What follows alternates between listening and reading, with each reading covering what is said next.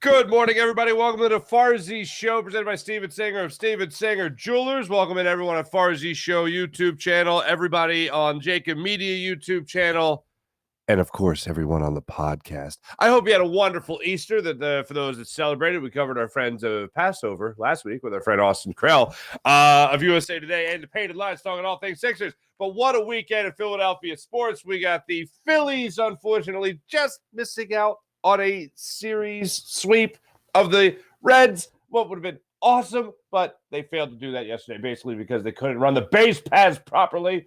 We'll get into that conversation. Sixers have a awesome weekend with their bench lineup out there, their reserves, the G League champion Blue Coats running things for them at the NBA level. They notched a couple of wins, including a thrilling win over the Hawks that they took the Hawks to overtime for, and an ultimate what if. An ultimate what if. The Brooklyn Nets and the 76ers are going to face off in the first round of the playoffs. Just what if. Now, you could say if Ben Simmons was playing and he was playing again at a level that he was playing at least the level he was playing at when he was with the 76ers, that maybe the Nets wouldn't be such a, bottom seed, if you will, in the Eastern Conference. However, if he was playing, and bottom line is they're playing, the Nets are playing the Sixers in the first round, that's decided. Just what if Ben Simmons was facing the Sixers in the first round of the NBA playoffs?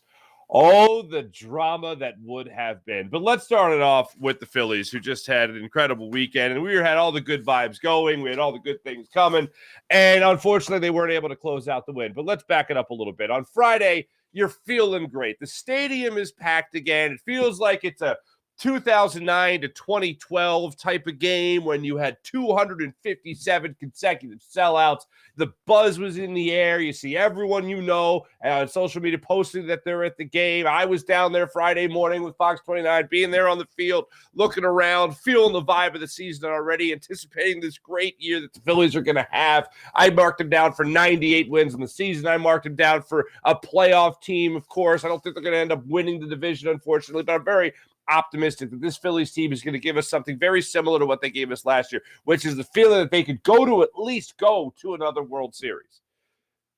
You see Zach Wheeler go out there on the hill. He looks 1,000 times better than he did in his debut, his first start of the season, as did Aaron Nola in his second start of the season. So your 1-2 punch in this rotation is starting to look steady. Things hit a little bit of a wall for you there on Friday. JT Realmuto comes up, smacks a home run. The place goes bonkers.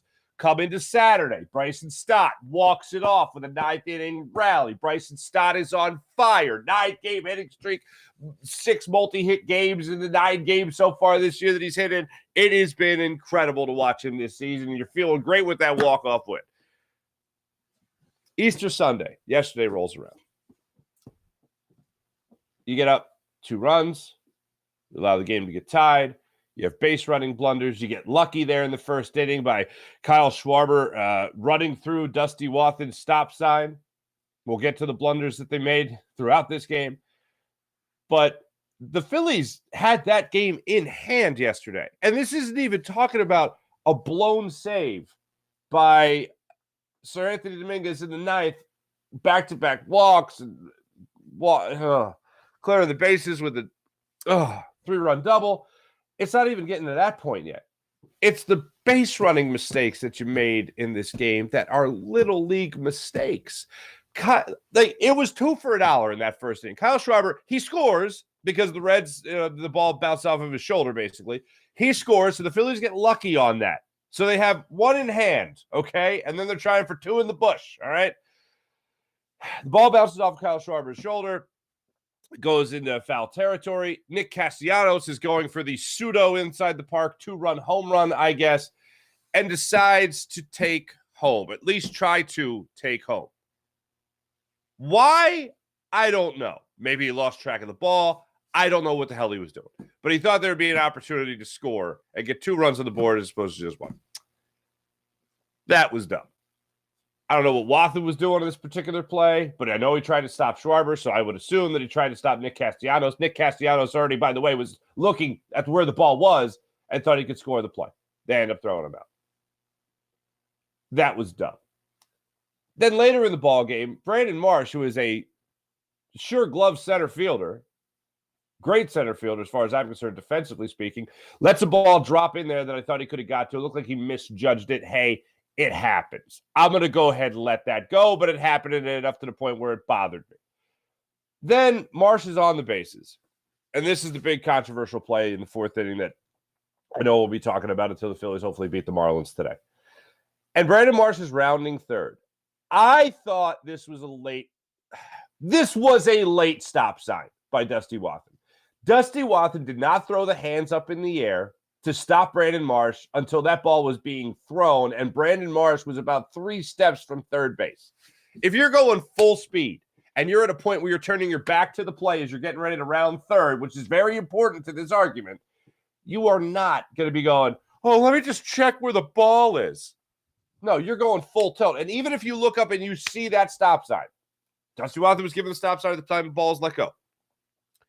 And even if you see that, you're not going to be able to stop on a dime, especially with Brandon Marsh already having the problem that he had against the Yankees in the second series of the season, where he couldn't get back to third base in time. So Brandon Marsh is running around. I put this on Wathan before I put it on anybody else. If Wathan's hands were up by the time you saw Brandon Marsh come into frame with that shot down the third base line, the camera shot down the third base line, if his arms are already up by the time Marsh is coming into frame, then it's on the runner. But the fact that Wathan was like emphatically waving, I don't put it on Marsh at all. I put it on Wathan. It was a late stop sign.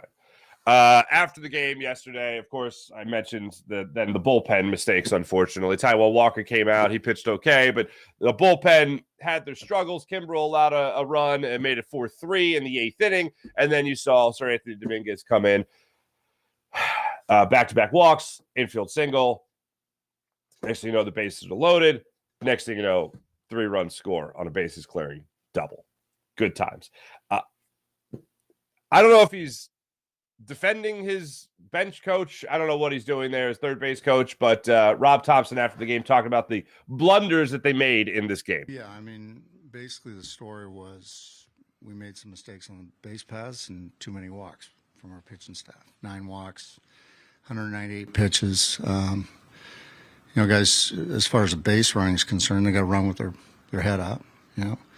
At third base, I always tell base runners, you get into that 15, 10-foot area before you touch the base, you pick up a coach, then you watch yourself touch the base, and then you pick up a coach again in case he has to make change his mind. So, we just got to clean it up. There's a lot to clean up there, but with that little 10-foot rule that he had, I felt like that didn't apply to this scenario. It would, in fact, prove the opposite, that it was. And by the way, the follow-up question to that during the press conference, I think it was Matt Gelb of the Athletic, that said, so that was that a late stop sign? And he goes, no, that wasn't a late stop sign. I thought it was a late stop sign. It was a late stop sign. So anyway, there were big moments in this game for the Phillies to be able to put the Reds away and start out this series with the sweep. Look, folks, with the way things started out, we all know, starting out 1-5 was not ideal. The Phillies bouncing back with their first home series of the season with a sweep would have been fantastic. Winning their first series at home this season is still great. And in the way they did it, with good pitching in your starting rotation there, Bailey Falter coming out on Saturday, and he has continued to deal really since the second half, even beyond the second half of last season, being one of your best pitchers, which has been incredible. So that's all great. But man, to start out that series with your season with a series sweep at home to open things up, that would have been fantastic. To get Citizens Bank Park at that level that it was at in the opening series and to clinch that series with a sweep would have been fantastic. They got the series win. Yeah, they clinched the series win, sure. But to be able to get the start out at home with that, as much as the bank was rocking, bedlam at the bank, you want to talk about that? That would have been an incredible home start to the season and would have really helped wipe away that 1-5 start. That was pretty ugly. That was pretty horrendous. But I'm watching all the action unfold down there, and I can't help but think about Trey Turner and his slide scoring on Schwarber's double from first base on Friday was awesome. Watching that play unfold was just great. And I was like laughing at how fast and how smooth Trey Turner is, and seeing him do it for the Nationals and the Dodgers, now seeing him do it for the Phillies is great. But watching that particular play, it got me thinking about 2009, 2010, 2011, and 2012. In those seasons, the Phillies had 257 consecutive sellouts. 257 consecutive sellouts at Citizens Bank Park. That is unbelievable. That's people going to the bank on school nights, work nights. They got the meeting the next day. They don't care. They're going to the ballpark. Like, that is a great vibe to have in this city. When your baseball team is as exciting as the Phillies can be this season, as exciting as they were towards the end of last year, and as exciting as they were in the playoffs and making it to the World Series, that type of vibe that you had here in Philadelphia from 2009 to 2012 can be back. Phillies, of course, went to that World Series in 2009, and then, as we all know, started to fade away. But the Phillies fans kept showing up, and every single night it was a party in South Philadelphia at Citizens Bank Park. I would love to see that return this year, and this team certainly has the potential to do that. And the thing about this, if the Phillies just hang around contention, they're not going to get blown out. They're not going to be pushed aside. They're going to be a team that continues to play good baseball. They're not going anywhere. But if they continue this, which I fully expect them to continue this level of play, certainly not mistakes-wise as yesterday, but imagine for a second, you get a guy like Derek Hall back at first base. You can move Alec Boehm back over to third base. You have Bryce Harper joining this lineup again. This is going to be something spectacular. And that excitement that we had, for those that did experience it in 2009 to 2012, that was a party. And you had faith, you had belief that your team could do something special every single night. And as the season was going to end, was something spectacular. Unfortunately, we weren't rewarded for it in 2009 and 2010 and 2011. There were some great things happening. You had a World Series win in 2008, go back to another one in 2009. You get 102 wins in the season, which unfortunately allowed the Cardinals in and knocked you out, but that's a history lesson for another day. The overall point is watching this opening home series of the season made me think about those vibes that we had during the 257 games that the Phillies sold out consecutively, and whether or not this Phillies team can inspire that type of energy, that type of vibe, that type of feel, those good vibes in South Philadelphia again. And that's what I'm very much waiting for. And I have great expectations for this season, and I have a feeling that the Phillies are going to match those expectations that they gave us and set the bar at, by the way, at the end of last season. And think about this. They just continue to play this way and get Bryce Harper back. We're going to be having ourselves some fun.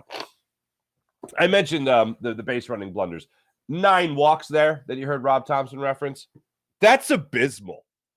That is horrendous. And Seranthony Dominguez, I know, who we all love.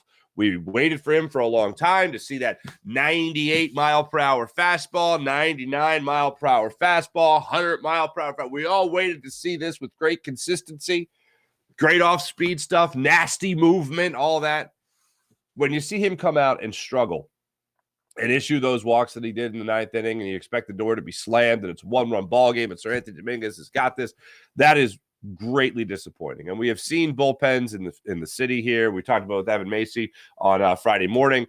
When you see bullpens come in here and get reconstructed the way they have gotten reconstructed here in Philadelphia, and you build up great hope, and you want to see what you get out of these guys, and a guy like Craig Kimbrell, see what he can give you towards the latter stages of his career. We've had the guys come in here, and Yaris Familia most recently. Oh, let's see what he got. Maybe he's got a little bit left in the tank. Nope, nothing left in the tank. Done. We've seen the makeups, the remakes, the rebuilds, the retools of Phillies bullpen pitching, and it has not bore a lot of fruit, unfortunately. So when you see struggles like you saw in this particular game, you hope that there's something that the Phillies will just fight their way through and hopefully steady the ship as the season goes on. But it was a little bit of a scary situation. Connor Brogdon, by the way, yesterday, I thought got squeezed a wee bit. He was able to get himself out of a jam in the 7th inning that he pitched, but a lot of struggles for this Phillies bullpen over the last couple of games. Hopefully this will be something that they're just able to get right through and give us something to cheer about for the rest of the season. By the way, speaking of those Phils, they're coming back at it. Now, tonight, 6:40 start time in South Philadelphia against the Marlins as they open up this series against their NL East rival, one of their NL East rivals. And as fate would have it, you have your starter. I was going to term him opener. I called him an opener in his first start of the season. In his first opening of the season, but he turned into more of a starter. Matt Strahm will get the start today against Sandy Alcantara. So doesn't get any easier for the Phillies bats, but hopefully they stay alive and well in this game. I really do hope we have the party in South Philly. I really do hope we have the party every single night in South Philadelphia. Let's jump ahead to the 76ers for a second here, all right? 76ers had an incredible weekend. I almost bet the Hawks on Friday night. I strongly considered betting the Hawks. And I'm like, they'll probably, 11.5. That just seems weird to me. Even that's a little much here. But let me just see how this game unfolds. And sure enough, Sixers win 136-131 in overtime against the Atlanta Hawks in an incredible game. Every Sixer scored. James Harden, not in the game. Tobias Harris, not in the game. Joel Embiid didn't even travel with the team. Every Sixer scored. 7 Sixers finished in double figures in scoring. Dwayne Dedmon had 4 points for you in that Friday night win. After the game, I give a lot of credit to the Sixers social media department who caught this. It was great. James Harden is walking off the court at the end of the game, and you would have thought that they just won a championship. Like, he was screaming and yelling. He was so happy for the younger guys, for the reserves, for the blue coats to win a G League championship and then come to the NBA. Some of them make their NBA debut and they go out there and they just drop dimes, and they go out there and they were fantastic and they were able to pull out the win. They come back in the fourth quarter. They force overtime. They dominate in the overtime period. And James Harden's walking off the court. They catch him in the tunnel and he's like, whoa, just screaming his head off as excited as he was for his squad. But in that game, Jalen McDaniels came out 24 points. George Niang, 24 points, 5 for 7 from beyond the arc. Want to see that type of three-point efficiency from George Niang in the playoffs. Jaden Springer comes out with 19. Shake Milton with 15. Paul Reed, 10 points, 8 rebounds. You had 16 assists from Shake Milton in that game. And that was great. 22 off the bench from Danuel House. It was a great win. After the game, Doc Rivers, I give him a lot of credit for how he's managed these last 2 games. But I'll tell you this. After the game, Doc Rivers came out and he said his message to his starters. And the starters in this game were McDaniels, Niang, Reed, Milton, and Springer. Springer, who had just been recalled from the Blue Coats, by the way. And Matt McClung, another guy. It wasn't a starter, but he played in the game. He was great last night, and we'll get to that. But watching that game play out, and then listening to Doc Rivers after the game, he set the tone phenomenally well. Doc Rivers said before the game, he gathered everybody around that was playing, and said, hey, just want to make sure you guys got your paychecks, right? And like Springer and McClung and these guys are looking at each other like, yeah, we got paid. Was there a clerical error where we might not be paid? Like, what's going on here? And Doc Rivers' point was, hey, those guys over there, Trae Young, he's getting paid. You guys got paid. Go out there and earn a paycheck. Now, the paycheck size might be a little bit different, but the bottom line is you got paid to play, so go out there and play your butt off. And they went out there and they played their butt off. And that was a fun, exciting game. And yeah, there was times where you thought the Sixers were going to be put away. Trae Young hitting threes for the Hawks, and you thought there was a couple of big shots there. But the three hit with about 4 minutes left in the game. Put the Hawks up 7 again. It's like, that probably does it. It was a fun run, but that'll probably do it. And the Sixers just came right back every single time, getting defensive stops, hitting big shots for themselves. Danuel House coming alive late in that game. It was a phenomenal game, but the Sixers loved watching the way they played that game. Then they go up against the Nets yesterday. And this was a game, the Nets had a lead of 3, I believe, in the first quarter. And then the Sixers just blew them away for the rest of the game. 134 points scored by a bunch of guys that are playing in the G League. You had Louis King dropping 20 for you in the game yesterday, and he hadn't even played a game for the Sixers yet. The last game of the season is his first game of the season. That's bonkers, but good for him. He stepped up to the plate yesterday and played himself some great basketball. McClung himself dropping 20 points for the Sixers again. You had 3 different Sixers scoring 20 points for you yesterday. Shake Milton being one of them. Who would have thought those were the guys that are going to step up and dominate for you in this game? But that's how the Sixers closed out the season. Loved seeing that. Gives you a lot of hope, not necessarily for what Louis King's going to do for you in the playoffs, not what Mac McClung's going to do for you in the playoffs. Certainly not. But if you get guys like Shake Milton who needed to get a quarter put in that scoring machine, you need to get him going, maybe build a little bit more confidence before the playoffs start. Certainly that can help. George Niang's night of having 5 for 7 against the Hawks from beyond the arc. That's certainly something you need to see from George Niang in the minutes that he's going to get in the postseason. He was rested yesterday. But these little things that happen at the end of the year, I think, can go miles for younger guys like Shake Milton in the playoffs, can go miles for a guy like George Niang, who's three-point shooting you're going to need. So that's what I took away from these last couple of games. One, exciting basketball. Bottom line, exciting basketball with the way they played. McClung playing above the rim, knocking down a 3 or 2 for you yesterday in the game. That was great. But overall, all I want to see is good notes, good vibes, good feelings going into the postseason from guys that you know are going to get minutes. Aside from just, yes, the 2 things I take away, number 1, good basketball. Number 2, get guys going that you need and that you're going to need and have to rely on in the postseason, which starts on Saturday against the Brooklyn Nets. There's no doubt about it. The Sixers won the trade, okay? I know that this gets brought up again and again, and when Ben Simmons was shut down a couple of weeks ago, it got brought up again about who won the trade. Was it the Sixers or was it the Brooklyn Nets? Now they're facing off in the postseason against one another. Round 1 action starting in South Philadelphia, 1 o'clock on Saturday. We know this already. If Ben Simmons was playing in this game, this would be by far the most talked about thing instead of the hand in your, what do you call it? What did I say already? Bird in hands worth 2 in the bush or whatever. For me, this game would have been the dominant conversation.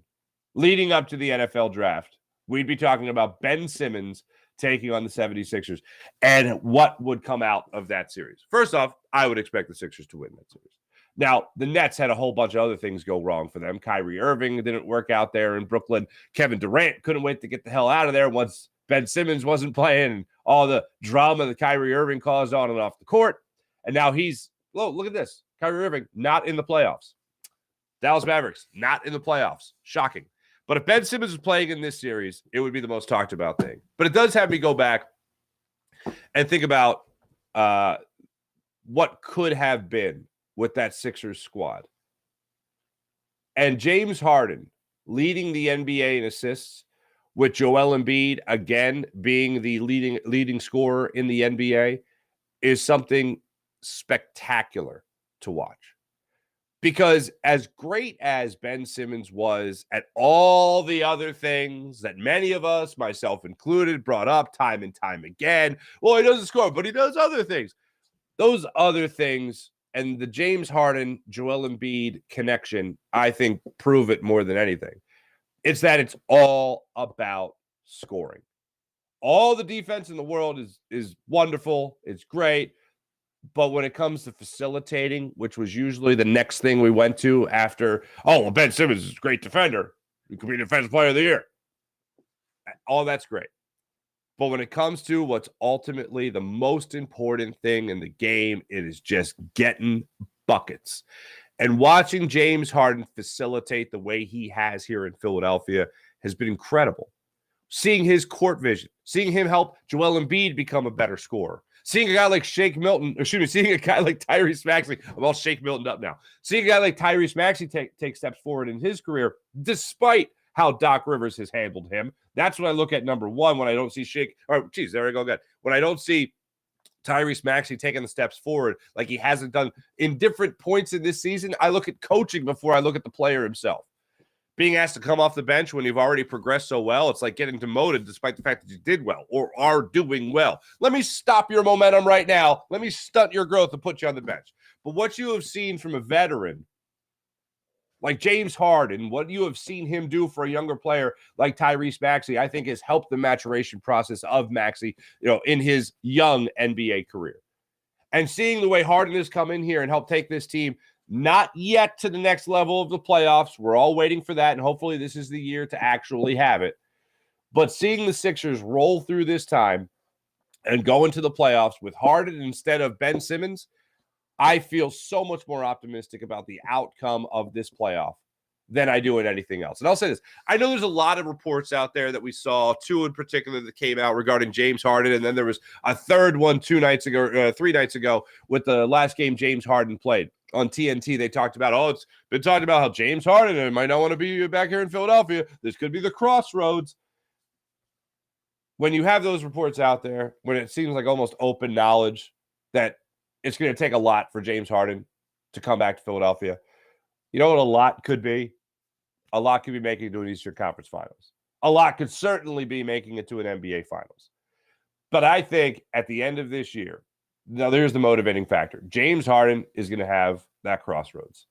He's going to have a big decision to make. Can he stay here in Philadelphia and potentially win? Or can he go out there and sign a huge mega deal to end his career, something similar to what he could have gotten if he stayed here for the same contract last year? Instead, took $15 million less. I know there's controversy about where some other money could have come from. But the bottom line is, at the end of this year, he's going to have a big decision. He's going to have a big decision to make. Stay here in Philadelphia to continue to try to win, or go elsewhere and sign that big-time deal. It's going to be hard to sign that big-time deal. But you know what would make that big-time deal even bigger? A nice, long, deep playoff run with this Sixers team. So when you talk about it, you could talk about the extra added motivation that it could be for a guy like James Harden to make sure he goes out there with Joel Embiid, with Tyrese Maxey, with whatever you can get from Tobias Harris, and hopefully some guys that feel pretty good about their game like Shake Milton and George Niang coming off the bench to try to help you win in the playoffs. That could be the extra added motivation. Not just success, not just winning a championship, but also a big fat contract that's going to be waiting for him. Look, there's going to be a big contract for him even after. But if he's coming off an NBA title, if he's coming off a conference finals appearance, he's already coming off a season where he's the best in assists in the NBA. You add that with a nice little perk on your resume of taking a team to a conference finals, yeah, there's going to be a bigger bank open for James Harden. So where am I at right now with the Sixers? We talked about the last 26 games of the season after the All-Star break. What they would do in that span of the 26 games to make me feel whether or not they could make it out of the second round of the playoffs. Look, let me get this out of the way. We all want a championship. That's the ultimate goal. Anything else would be seen as an unwanted consolation prize. Making it out of the second round of the playoffs should not get as much focus as it has in Philadelphia over the last 20 years. Let alone just talking about the last 7 years, okay? Allen Iverson played on the Sixers team the last time they made it past the second round. We all know the history. When it comes to the Sixers team right now, and it comes to the post process, that second round marker has been a milestone that we just haven't been able to get past as a city. Can this team do it? I hate to say it, but I think our friend Austin Krell was right. The Miami Heat, they still give me a lot of shakes, basically. They make me scared. I respect the hell out of him. I respect the hell out of Jimmy Butler. You know how I feel about his team, his place in this team's history. It's scary. Did the Sixers do enough post-All-Star break to make you feel like they could be better than a second-round exit? Could be, but I'm not confident. I'm not as confident as I wanted to be at season's end. And as I told you guys throughout this entire season, all I wanted from the Sixers in the second half post-All-Star break was give me confidence that you will not be a second-round exit. And if I'm picking one or the other, if I'm yes or no, if you're asking me if the conversation right now is are the Sixers better than a second-round exit? No. Bucks, Celtics, still a better team. That they definitely match up against the Bucks a hell of a lot better than they match up against the Celtics. That's for damn sure. But when you look at these other teams like the Heat, they give me pause. The team that Unfortunately, I know a lot of people, they respect the hell out of them. They think they're a really good basketball team. Cleveland Cavaliers are a good basketball team. The Sixers don't struggle against Cleveland Cavaliers if they face off in the playoffs here. I think the Sixers are going to have an easy go of it against the Nets. I don't think they sweep the Nets. I think they beat the Nets in 5 in this first round series. They'll get a nice long layoff here like the other teams with a week off between games. That's great. But when it comes to what's going to happen in this postseason, you have a team like the Bucks, who I think they match up well against. You have a team like the Celtics that they don't. You have a team like the Cavs, I think they match up well against. You have a team like the Heat, possibly in the next round, that they don't face off well against. They don't match up well against. I wish I could sit here today and say the Sixers are going to make it out of the second round. I feel so great and so confident that the Sixers are going to make it out of the second round, but I can't do that with a straight face because it ain't going to happen. If you're really pressing for a more optimistic viewpoint, then hopefully the last couple of days off for Joel Embiid. If you're pressing for a more optimistic point of view, maybe the last couple of days without Joel, or the last couple of weeks without Joel Embiid, he gets a week and a half off essentially between games. Maybe that helps him and his calf get better. Maybe that's him and his always whatever rickety knees at this point. Maybe that'll be something that actually clears up and he'll be full go come playoff time. And he has shown that he can certainly carry a team if all else fails. No better example than the last meetup of the season that they had against the Celtics. All else fails, rely on your MVP, Joel Embiid. I can't sit here and guarantee that the Sixers are going to make it out of the second round. I don't feel confident that they'll do that, but one thing I do feel pretty confident in saying, and this is, again, you can go back to that conversation about a consolation prize, that Joel Embiid will get an MVP award. And you could say it doesn't matter. You could say that's not what you get parades for, and you're correct. But it's nice to at least see a guy in your city get recognized as the most valuable player in the NBA. And I am confident that he will get that award this year. I am confident with the way that he played, with as dominant as he was this year, as dominant as he was when he did play against Joker earlier in the season, that he will get that award. It's no great consolation prize. It's a nice thing to have. And I appreciate that a guy in our city is going to win that award. I've told you before, when I look back on 2001, I think about that finals appearance, obviously. I think about the step over with Allen Iverson over Tyronn Lue 22 years ago.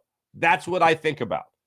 And I also think about the heartbreak that it was when the Sixers lost that series, but I also think about the MVP season that Allen Iverson had put together with 4 guys playing around him that were defensive specialists, a good facilitator in Eric Snow. Not that he didn't facilitate much with Allen Iverson on the team.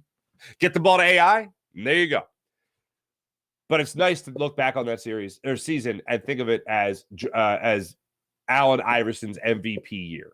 And I feel like we're at least going to be able to do that with this season. Look back on it as that was the year Joel Embiid was MVP, and man, he was great. Long overdue that he got it, but he got it. I think that's the one thing that we're going to be able to take away from this season. I think it's going to end in disappointment again, but I think one takeaway we will have on a positive note is just how well Joel Embiid played. If the Sixers are, to flip it over to the optimistic point of view, and I gave you 3 names last week that the Sixers are going to need this year to handle business in the postseason. And I talked about the guys that aren't James Harden. I talked about the guys that aren't Tyrese Maxey. I talked about guys that aren't Joel Embiid. Tobias Harris is going to be such a key part of the Sixers team if they are going to push past the second round of the playoffs.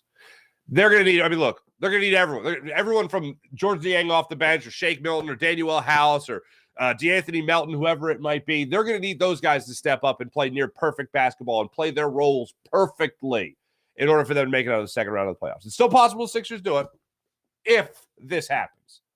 Flip it over to the optimistic side here. If you get guys like that, key contributions from those bench players and a starter like Tobias Harris, and you get the 3 and D that you could potentially get from PJ Tucker, you will be in a great spot to make it past the second round.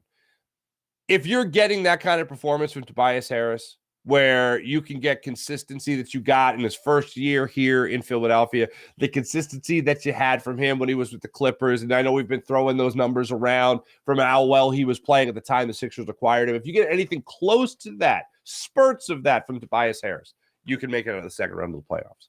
But the guy that we haven't talked about enough is playoff PJ Tucker.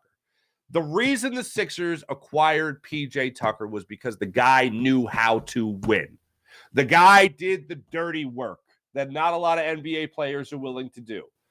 And it looked like in the last week or so of the season, you started to see PJ Tucker, first off, healthy, the healthiest he probably was since the season tipped off.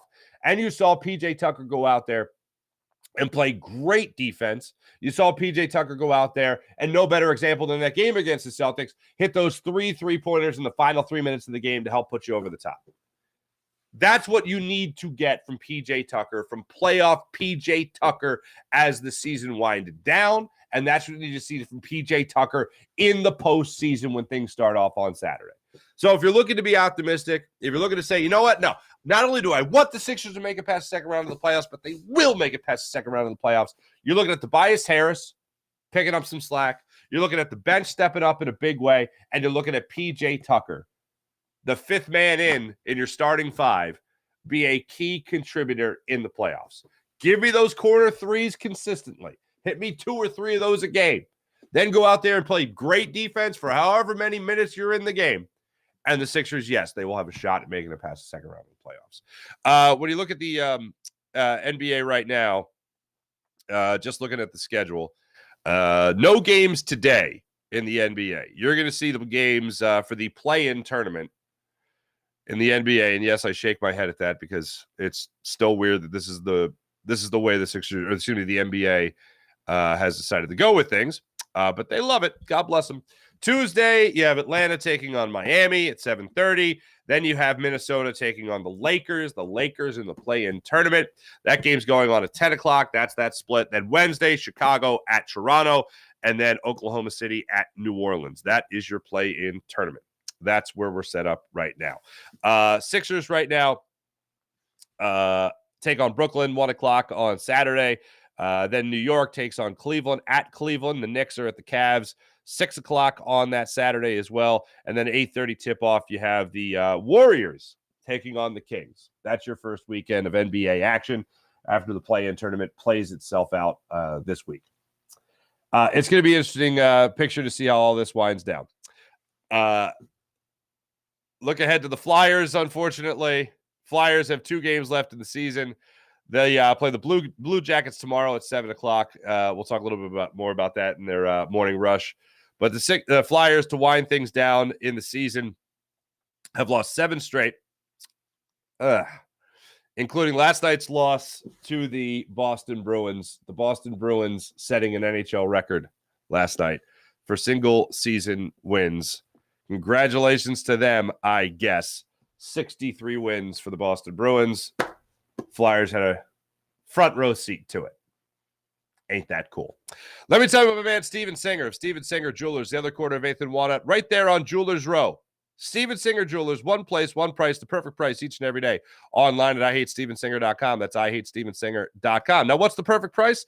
While other jewelers like to mark things way up just to mark it down a couple of bucks in front of you, make you feel like you won something because you're such a good negotiator, Steven Singer keeps things at the perfect price. So that means you don't need a promo code. No. You don't need a coupon. No. Oh, did I miss the sale?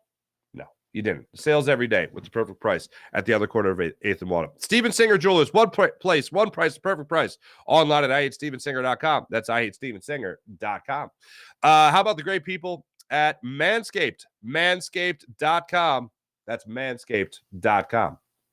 Get 20% off and free shipping at manscaped.com when you use promo code Farzy. They are incredible. Their Platinum Package 4.0 is their best hygiene bundle yet at manscaped.com. It includes their Lawnmower 4.0 trimmer and their Weed Whacker ear and nose hair trimmer. And they come with skin-safe technology that helps you reduce the risk of nicks so you can manscape with confidence and comfort. So go to manscaped.com. Use promo code Farzy at manscaped.com. How about the people at Freestone Farm CBD? FreestoneFarmCBD.com. You'll love their tropical tasting bay oxide clocks in at a chart-topping 24.1% and super CBD, which is half Hindu, Kush, and 21% genetics. So these guys are off the charts. So try Freestone Farm CBD, FreestoneFarmCBD.com. Use promo code Farzy for 20% off. How about PHL Sports Station, Philadelphia Sports Station, enhancing your Philadelphia sports fan experience across all social media and blogs. That's phlsportsnation.com. Let's get into the chat check today on our day after Easter. I just want to say, ham at the house, lamb at the house, made lamb chops, right? Nice little roasted garlic, right? Kielbasi, my mom brought the kielbasi. Ooh, baby. Polish side of the family represented. House full of people. Easter was great. Loved it. Had a nice bucatini, right? Everything was nice. But I am just working my way out of a food coma. I still feel like I am in a food coma right now, ladies and gentlemen. So I'm fighting the food coma. Kevin, good morning, Kevin. Sean, good morning. I'm surprised to see this many people a day after the holiday. Thank you, guys. Sean Gillespie, Sean Kilrain, good morning. April, nice to see you. Mally, what's up, Mally?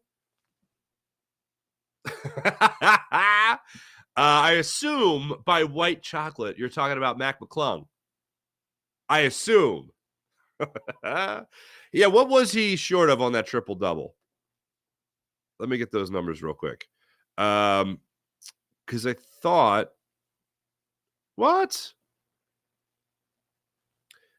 Here we go. 9 rebounds, 9 assists, 20 points. Yeah. He was 33 minutes logged for white chocolate. Mally.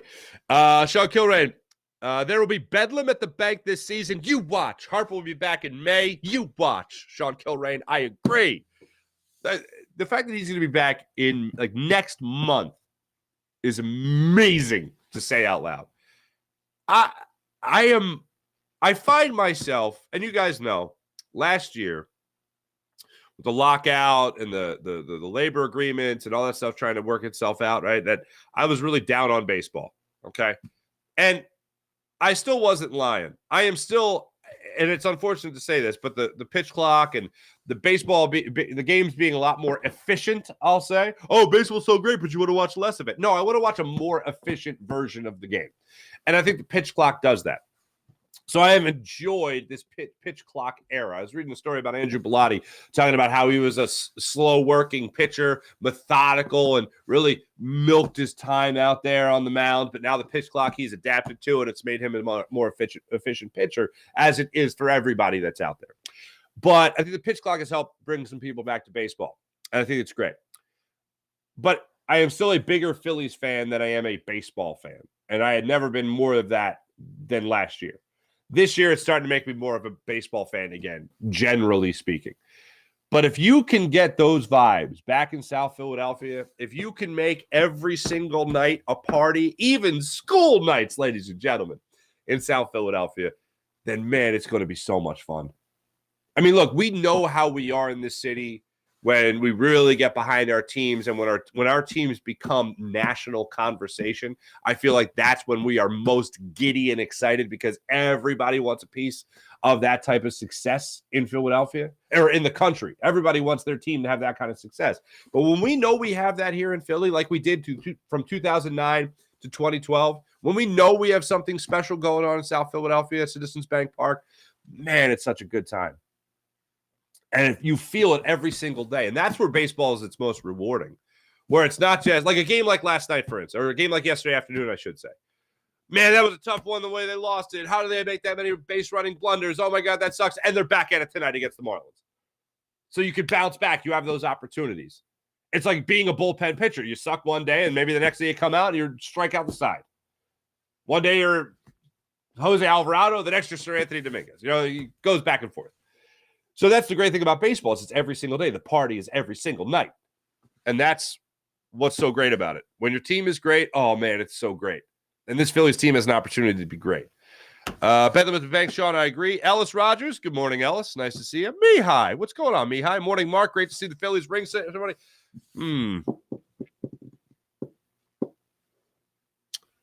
Mihai says, Mark, great to see the Phillies and the ring ceremony in the post-Rollins, Utley, Howard era. Seeing Hoskins in crutches makes me want to cry. Sometimes I want 2024 to be here, but got to make the most of 2023. Mihai, I understand what you're saying, but this year is no holding pattern. This year is going to be fun. And I am more of a Rhys Hoskins fan than most, and that's to say I acknowledge that he is a good but not great good but not god-awful baseball player. I've never heard so many piping hot takes about a good ball player. That's it. Rhys Hoskins is a good ball player. Power hitting, good ball player. I didn't like seeing him on crutches. I don't like seeing him when he's hurt. I really like Rhys Hoskins. I find it easy to root for Rhys Hoskins. And man, how much the team loves him, supports him, and is there for him. Hanging the jersey up on the road for Rhys Hoskins is wonderful. But this year is no holding pattern. This year is no consolation. This year is going to be the party with or without Rhys Hoskins. And I'm not too crazy about a ring ceremony for a National League pennant.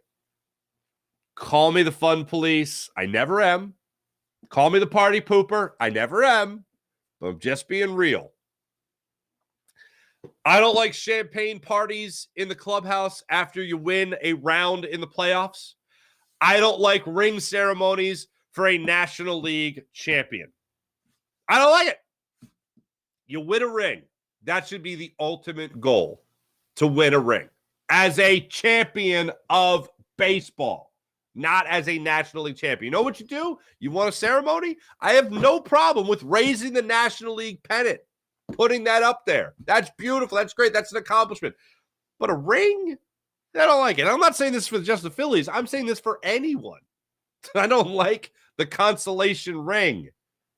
I think it's dumb. I think it's overplayed. I think it's like the champagne celebrations in the clubhouse after you win a round. Hey, that's great. It's an accomplishment. But champagne is for the championship. Hey, champagne for maybe even making the playoffs? Okay, but good for you. That's fun. Celebrate that you have made it past the regular season. Even though in pretty much all sports now, it's never easier to make the postseason than it is right now. Because God forbid we have it difficult to make the playoffs. No, expand it. Make it easier to make the playoffs. Anyway, call me the party pooper. Call me the fun police. Fire up the roof because I don't like it. I don't like it even a little bit. Got a ring ceremony for the National League pennant. Sorry. Just how I feel. Sorry, I'm not sorry. There you go. That's more along the lines. Mihai, that was so sad to see him like that. See Rhys Hoskins on crutches. I'll say this. You know what? I wasn't sad.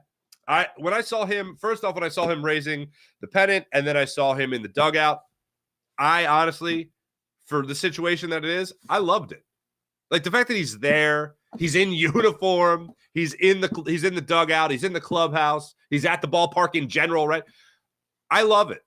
I don't like seeing him in that setting, but the fact that he is in that setting, he can't change it. The fact that he's still going there, he's not like up in the owner's box. He's not like up in a suite with his foot up. He's down there on the field. He's on crutches to be with his team. I actually loved seeing that. Given the circumstances, let me acknowledge that again. Given the circumstances, seeing Rhys Hoskins there, I found it inspiring. How about that? Inspiring. Sean Gillespie, another damn Boston team. I hate the Bruins. I hate all Boston teams. What do you want? Sean Gillespie, no ceremony for second place, no participation trophies. That's what it is, Sean. It's the participation trophy of participation trophies is what it is. Another Boston team. I know other teams have done second place rings too, but it does seem weird to me. April, you and I are on the same page. PJ's chiming in here. I've now been at the NL pennant raising and the ring ceremony this year. The ring ceremony was very clearly fan service, and most of us were not very into it. The ring ceremony? Okay. Yeah, all right. So, PJ, I agree with that. It does seem weird. Wow. PJ, excellent usage of the word fugazi. Fugazi ring followed by inch. Oh, yeah. Schwarber's words, the second place song, which Robin did much better. There you go. There you go. I'm with you there. Let me jump over to the Jacob Media YouTube channel, see what you guys are up to today. Fuji's joining us on the Jacob Media YouTube channel. What's up, Fuji? What's going on? I see it. SB Ricky. What's up, SB Ricky? Morning, Farzy gang. No 6:15. Laugh out loud. Look at us starting on time, huh? Well, what would we, PJ? Like a minute late? We're like a minute late. Hey, Miss Scoozy. Stay after a holiday. Hey, Miss Scoozy. Sixers bench was balling. Mac and Shake. SB Ricky says, just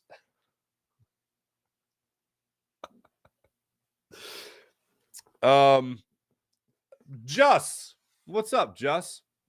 Or do you prefer Mr. DeTip or Mrs. DeTip? I don't know. I assume if the name implies that it's a Mister. I don't know, but I'm gonna guess. Yo, my man Farzy, thank God something other than okay. Second place trophy is in what? What the hell is happening? Thank you for chiming in. Nice to see you in the conversation. Person to tip. I almost said the whole thing. You almost got me. What are you, Bart Simpson? Moe's Tavern? Anyone? No? Okay. Moving on. Thanks for joining us. Thank you over to the chat. You guys are great as per usual. Let's get to the morning rush brought to you by Sky Motorcars, skymotorcars.com. I mentioned earlier the Sixers reacting like guys like James Harden, Tobias Harris, cheering on the bench players. That was great. They got their tip-off 1 o'clock on Saturday. Can't wait to see that. Flyers are going to be back on the ice tomorrow night, second to last game of the season. The Flyers have just unhinged. I have talked about the 76ers. I've talked about the Phillies. I've talked about the ability to own a city, okay? The Eagles, they still own Philadelphia. No question about that. The Eagles still own Philadelphia. However, the Flyers have a die-hard fan base, an incredible fan base. And what I always point to is this. The Flyers teams in the 70s, I don't think ever truer words were ever spoken, win today and walk together forever. Those guys are still walking together, and they are still Stanley Cup champions. And unfortunately, they're the still last Stanley Cup champions that we know here in Philadelphia. And hopefully that changes in the not too distant future. But one thing I wanted to get in the morning rush today is this. The Flyers have 2 games left in the season. This city needs the Flyers to hit a reset button. The Flyers' goal right now is obviously not to take over the city. And I don't think that's ever going to happen. As great as hockey is as a sport, and I love the sport itself, I just don't think that's going to happen with as great as the Phillies are going to be, with as great as the Eagles are going to be, and as great as the Sixers could be. But the goal for this team, for the city, and their connection to the fan base should be at least go to get back the fans that couldn't wait to watch playoff hockey. I'm not talking about the fans that are invested in 82 games and they're watching every night. I'm not talking about those Philadelphia Flyers diehard fans. Those Flyers fans aren't going anywhere. They're an incredible core fan base. But the goal should be to get back to the playoffs and create the buzz that was around when you had the days of LeClaire scoring 50 goals and Mikael Renberg going out there and gets you goals and the Legion of Doom and thinking that this team could be a team that wins the Stanley Cup. That's what the Flyers' goal is right now, to get back to at least that status where you could bring in that casual fan for playoff hockey. And that's should be a low bar. But for the way this team is set up right now, with just starting over again with a new CEO, starting over again with a new general manager that I think will soon have the interim tag removed in Danny Briere, it's the first step to that major rebuild. You didn't do it with Ron Hextall. You didn't do it, of course, with Paul Holmgren before that. You didn't do it with most recently here with what you had in the front office with Chuck Fletcher, unfortunately. You've gone through a bunch of coaches. Now you've gone through a bunch of players, and now you need to go through a bunch more. As much as I love Carter Hart, as much as I love Travis Konechny, as much as I love these guys, I think no holds barred when it comes to a rebuild. And I think that's going to be the Flyers' goal in the offseason, is to make sure that this team is headed in the right direction. And as much as I love Carter Hart, I don't think that the Flyers are going to protect anybody in this rebuild. 2 games left in the season. Ultimate goals right there in front of the Flyers. Make their team relevant again in this city. And the conversation has already started. And I think it'll pick up even more in the offseason. So they got their last game of the season this week. So we'll see what happens in the not too distant future as far as that goes. Oh.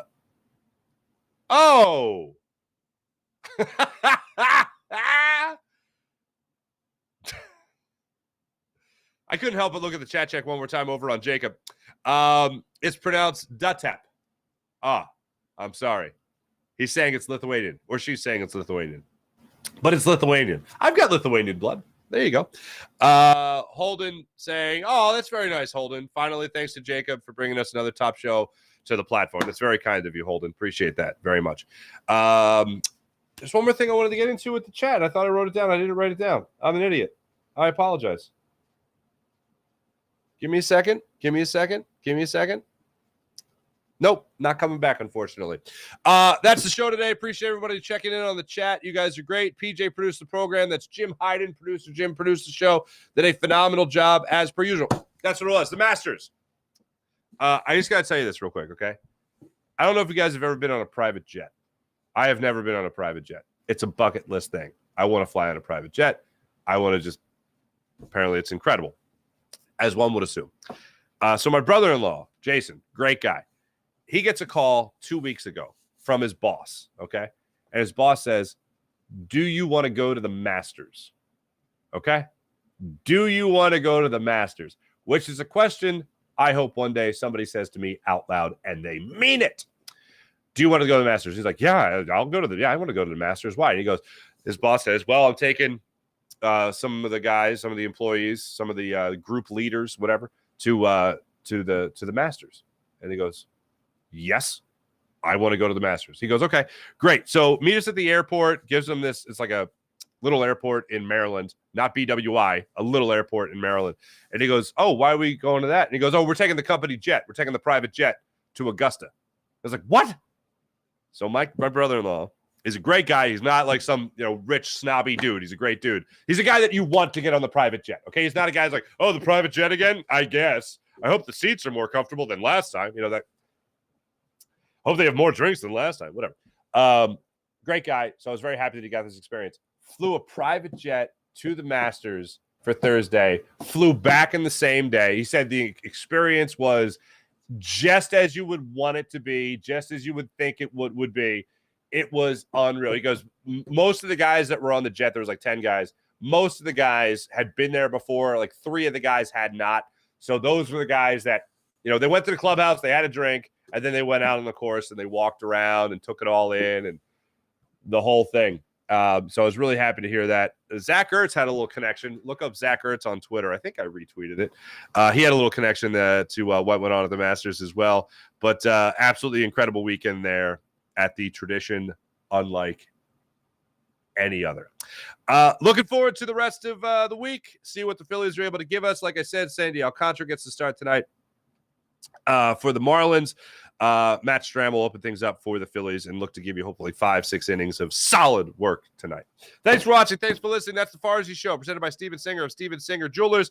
Jim Hyden produced the program, did a wonderful job as per usual. Thanks to everybody on Jacob Media. Thanks to everybody at Farzy Show. And thanks to everybody on the podcast as well. Podcast numbers have been really good as of late, so I appreciate that, guys. Very much so. Thanks, everybody. Have a wonderful rest of your Monday. Talk to you guys tomorrow. Also, stay tuned. There might be a little announcement coming about some more programming after the Phillies game tonight. What? Stay tuned, people, especially on Jacob Media. Go Phils. See you guys tonight. Bye.